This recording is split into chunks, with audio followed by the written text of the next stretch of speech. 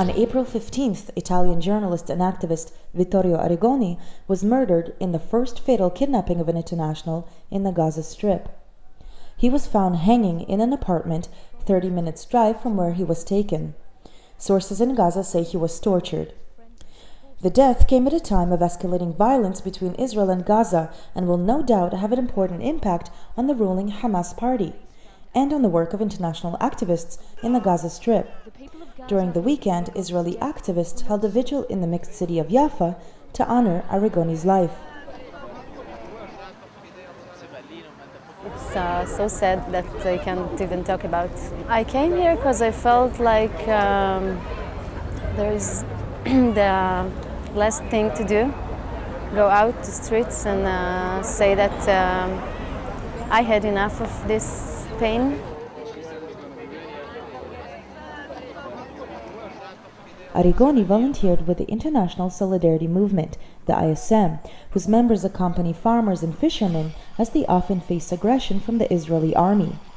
He was also part of the Free Gaza movement, whose boats and flotillas attempted to breach the siege on Gaza 9 times.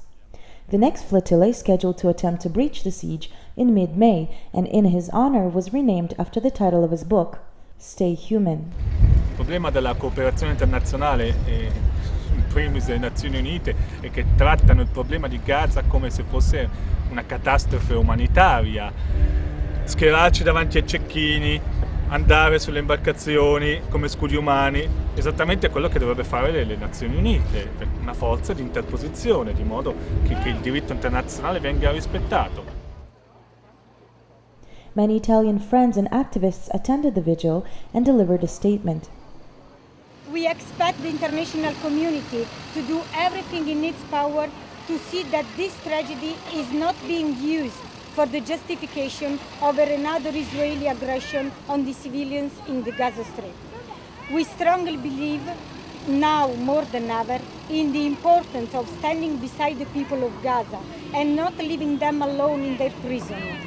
During his funeral in Italy, Palestinian friends and political leaders attended a memorial service in the West Bank city of Ramallah. I first met him in 2004. He came with the International Solidarity Movement. I can't talk about it without crying. So we were in villages together in Biddo, in Bodros. He went to the north, to Tulkarem.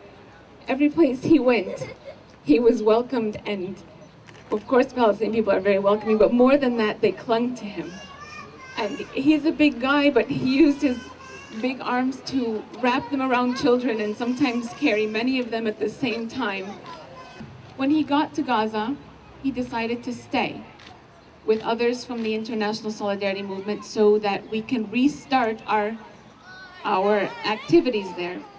It was a criminal act. It doesn't represent Palestinian society because there was one kidnapping. It's not something that everywhere you go you're going to be afraid of being kidnapped. Palestinians came out overwhelmingly condemning this act all throughout Gaza, all the political factions, all the religious factions here. So I don't expect to see any more of this. The work of NGOs in Gaza is particularly difficult due to Israel's blockade on the Strip, ongoing violence, and the policy of many of their funders of non-association with the ruling Hamas party. The killing of Arrigoni, some Gaza sources say, will make that work even more difficult.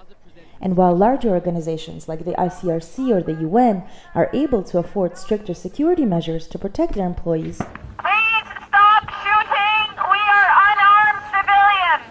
many smaller NGOs do not have this privilege, making their members easier targets. Christopher Finnecane runs security workshops with NGOs throughout the world. In 2009, he traveled to Gaza to train organizations operating in the Strip. Many of the agencies in Gaza now will be certainly reviewing their plans and procedures and ensuring that they're making any changes if they have to. And do you see that poor organizations therefore become more vulnerable as the bigger ones sort of go into an insular shutdown for security measures? Ones that can't afford that might actually make their employees more vulnerable to such incidents. Yeah, security management of aid organizations costs money, it costs time and money, and Certainly, smaller organisations with small budgets are going to be more vulnerable than larger organisations that have more well-established security management practices, simply because they've had the resources or the time to develop that. We haven't talked about anything necessarily that needs to be done differently. I think our training is complete, and we don't feel that we are in any kind of danger again, at least not from the communities that we're living. Of course, being shot at by the Israeli military, that's another story. But in terms of changing in the aftermath of this kidnapping, we really don't see a need to do that. In recent weeks, Israel increased aerial attacks on Gaza, and Israeli tanks briefly invaded through the northern border with the Strip. Gazan militants have also increased rocket attacks on southern Israel, leading to speculation about the outbreak of another war. In this political environment, many are questioning the motives behind the killing. A video released by the kidnappers claims Arrigoni was killed by a radical Islamist group. Hamas sources identified 4 suspects, connecting one to a Jordanian Salafist group and claiming another to be a former Hamas member. 3 of the suspects are dead following a Hamas chase. The party claims they died committing suicide in order to avoid being captured. According to the International Crisis Group, which recently published an extensive report entitled Radical Islam in Gaza, many Salafi jihadis in Gaza are young, low-ranking former members of the military wings of established factions, primarily Hamas and Islamic Jihad. Their aim is to challenge the direction the party's taken. This internal struggle, however, was almost entirely missed by the mainstream media. One of the few journalists to touch on the rift that may have been the reason behind the kidnapping is The Telegraph's Michael Weiss. One of the things that's very important to emphasize is that, as I say, a lot of these groups were either started or they're populated by people who were in Hamas. I mean, the Al-Qassem's brigade is sort of a force unto itself. I mean, most people, the conventional wisdom would say that, well, Hamas has really 2 different arms. There's the Ismail Haniyeh arm in Gaza itself, and then there's the Khalid Mashal sort of ideologist. He's the chief ideologist of Hamas, and he's based in Damascus. Well, actually, there are 3. And the third arm is the Al-Qassem's brigade, which is very hardline, very Islamically conservative, and often at odds with what Haniyeh and what you might, I mean, well, I wouldn't call them the moderates, but I guess if on a relative scale they are moderate, get up to. And this is something that the Western media has either forgotten or just chosen not to emphasize in its coverage of Arrigoni. In the last, I think, 18 months, 2 or 3 separate incidents have occurred whereby UNRWA, the UN summer camps, have been burnt down or attacked. And when I say they've been attacked, it also includes things like, tying up the security guard, threatening his life, threatening other UN officials. By the way, UNRWA officials are, the majority of them are also Palestinian. So this is not just a case of attacking foreigners, it's attacking Palestinians.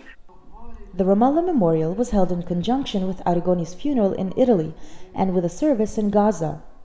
Political leaders both from the grassroots and various factions attended to pay their respects and denounce the killing.